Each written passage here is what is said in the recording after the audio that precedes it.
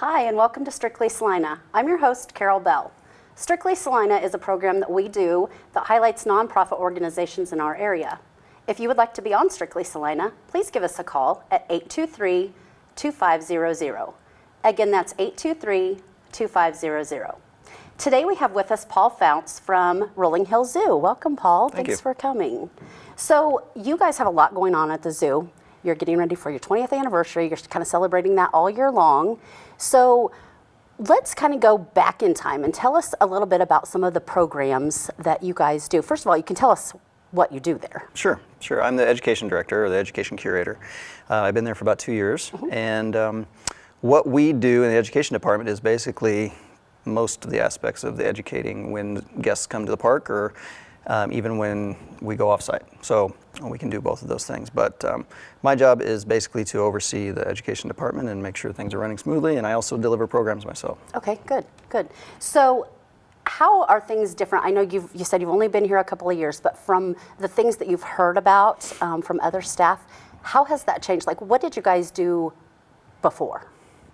Well, if we go way back, before we became a zoo, so for the little bit of history of the Rolling Hills, it used to be the ranch. Charlie Walker, the owner, he started with Belgian horses, and he started educating the public, as far as I know, with those Belgian horses. He had what we call a kindergarten roundup, and that was back in the 80s, I think mid-80s, somewhere in there. And he partnered with, I think, the Salina County Extension Office, and they brought in other animals too, to that, what we call the main barn. It's where kind of the oldest building on site there, still where we keep a lot of our education animals, and keepers' offices and things are there. But he brought kindergartners in, and they got to see the animals, interact with them a little bit, and then from there it kind of gained a little bit of momentum, and then he got, I think he got two black bears, a lion cub, some llamas, an ostrich, and then they started bringing school groups in, and they said that they estimated about 12,000 kids a year were going through there. Wow. And from there on, it just kind of the momentum kept growing, and in the late 90s, we got our first education curator. This was before we were actually a zoo. Her name was Donnell Oakson, and she's actually still there as our vet now. Okay. And she brought about the first type of what we call teacher safari, and it's a teacher workshop. And that was kind of the first big educators for adults kind of thing. It was a big deal at the time. It was a big grant that she got for that. And from there, we started implementing other small programs. And in '99, we became Rolling Hills Refuge, and that marks our 20 years from 2019. Okay, very good. Yeah, there's been about, since Donnell, there's been 5 others, including me, education curators. So I've just tried to build on everything that they have put before me, and it's an evolution of programs, and redefining, restructuring, and just learning from what everybody did before, and trying to make things better as we go along. Very good, very good. So over the last 20 years, you said you have had around 160,000 school kids come through there? Yeah, we get school groups every spring. Most of the times in the spring. We do get some in the fall, but yeah, they get off the buses and come to the zoo, and we don't do programs for all of them, but just the kids in the last 20 years that have passed through the gates from those groups is about 160,000. That's crazy. Yeah. So tell me, like, your stats over the last 10 years.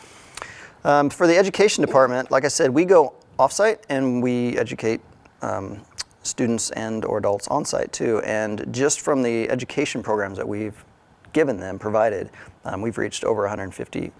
By the end of this year, at least, it'll be well over 150,000. That's awesome. People. Yeah. So what do you do? What kinds of programs are you going to be doing or doing now, as opposed to 10 years ago? Well, I can't exactly say what they did 10 years ago, but I know there's a few programs, like the Teacher Safari Workshop is actually the longest running education program that we have at the zoo, that we still do that. We'll be doing that this summer. And we work through the Smoky Hill Education Service Center with that. And basically what we do in the summertime, summers are busy time for us. We do camps, so we do 2 camps. We do 4 to 7 group, and we do an 8 to 12 camp. And we get about, I think we had over 400 or 500 kids last year with that. And that's a 6-week camp. And we, at the same time, we do what's called Junior Zookeepers Camp, and that's a 5-week camp, only on Fridays, but that's for teenagers. And so that's a camp to kind of get them acclimated with what it would be like to be a zookeeper. So we go through a lot of the aspects of being a zookeeper with that. And we're always doing what we call Zoo to Use. Zoo to Use are our main offsite program, where we take 3 live animals and biofacts, those are the skins and skulls and teeth and that kind of thing. And we take those to schools, we take them to retirement homes, civic centers, all kinds of places. And we give presentations. They're usually 45 minutes. And we also do a similar type of thing at the zoo itself for groups. And for school groups, mostly they take advantage of this if they want something extra when they come to the zoo.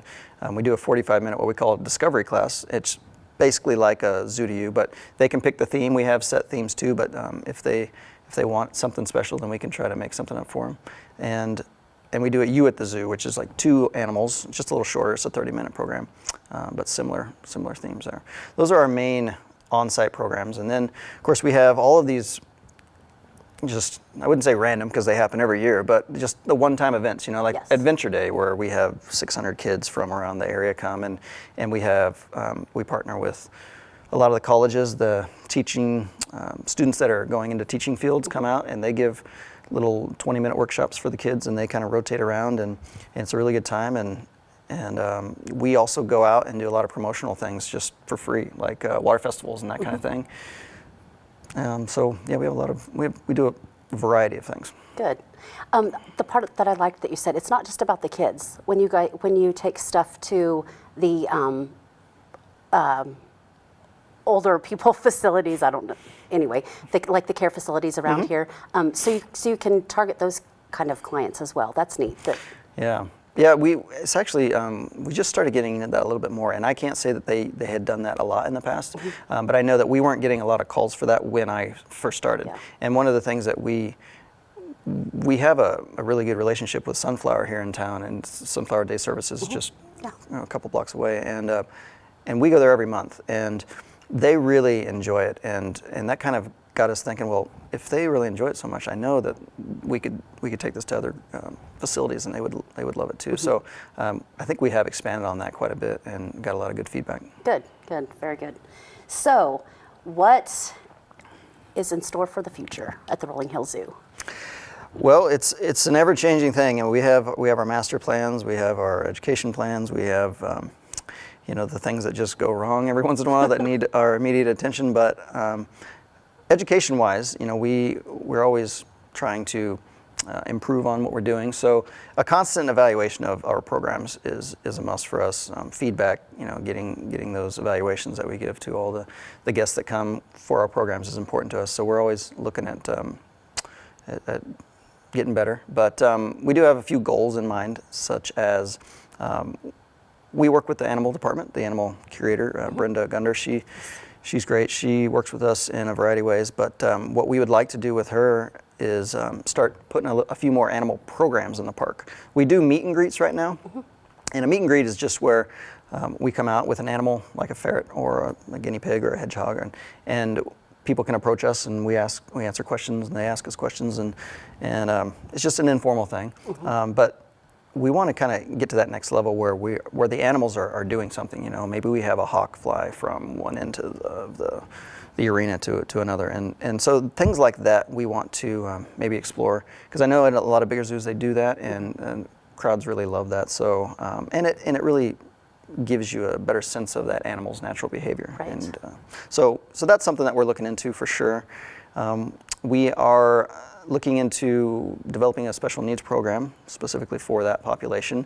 Right now, we do as much as we can when we have what's the word I'm looking for? When we are able, to accommodate them, and we try to accommodate all groups, but we would like to develop something specifically for them. So we've talked to some people in town about that, and that's in the works. That would be fantastic. Yeah, and another thing that we wanted to do is we have right now a program with Minneapolis Grade School, and it's their performance-based learning program, and it's actually just the kindergartners. But we basically went all year with them, and they came out to the zoo and about six or seven times, and what they did when they were out there is they learned about a different group of animals each time in preparation for them giving their own presentation at the end of the year. So they were going to pick an animal that they would make a presentation board on with pictures and information, and then they would give a presentation about it to large groups that would come through. And so it's a really cool idea for kindergartners. And so we worked with them 6 separate times over the course of the year, and they had a great time, and we had a great time, and I think they learned quite a bit. So I hope they did. And so that's something that I would like to see expanded on, not just with that one group, but maybe develop that for any number of age groups. Absolutely. Yeah, that'd be fun. So how did the kindergartners do with the 6 different times and then remembering what to talk about at their demonstration? Well, they haven't done it yet. It's they're going to give it in May. Okay. So that's at the beginning of May, and I'm going to be going there and asking them questions and seeing how they did and stuff. But no, just they were here the last time, and they actually came with 5th grade buddies, and it was a lot of fun. And they were showing their 5th grade buddies what they had learned, and some of them were just like blowing me away with all the things they had picked up. So I think it's gonna be great. Yeah. So what else do you want to talk about as far as anything that's going on the rest of this year with education or through the summer for education? Yeah, well, we have the camps coming up, so I could tell you the dates and things that those start. We are starting our elementary group camps June 3rd, I believe, is the first date with that. And our theme this year is Welcome to My Biome. So each week we have a different biome highlighted, and we'll be talking about the aspects of that biome, characteristics, that kind of thing, and then the animals that call it home. And we're going to try to highlight all of our zoo animals. We always do that because we do a zoo walk every day with the kids, and they're there for 3.5 hours. So every day they get certain things. They get a zoo walk, they get a snack, of course, they get biofact showings, they get an animal showing presentation every day, they get they get a number of things. But then each day, each separate day, there are 4 days, so Monday through Thursday, and each separate day there's a couple special things that they only get that day. So like Mondays would be animal architects, so they build something like like a beaver dam or something for that biome, whatever biome they would be in, and so each day they get something special like that, and that goes from June 3rd to I think the 2nd week of June, so 6 weeks long. And then the JZK, of course, starts up in the same week. I believe that would be the 6th, 7th Friday, whatever Friday that would be, and that's 5 weeks. So we're taking registrations right now for that, and we're always accepting our Zoo2U calls. And right now the big thing for me has been finishing the 20th anniversary exhibit. So that's going to open, soft opening, I believe, this April 25th, and then 26th or 7th is when it's open to the public. But it's pretty big for us to take on, and usually we bring something in, and it's like arachnids was last year, and so it's really cool to see what they've done and to line out the history of when they first started and to where we are now. And within that we've got a big education component. Kids can go in there and parents can read all the stuff while the kids go play and learn some things too with the things that we've created. So we're really excited about that, and that's next week, I guess. So. You guys are busy out there. We are constantly busy, yes. So tell me what your favorite animal is at the zoo. Just to look at? Just anything. Favorite. I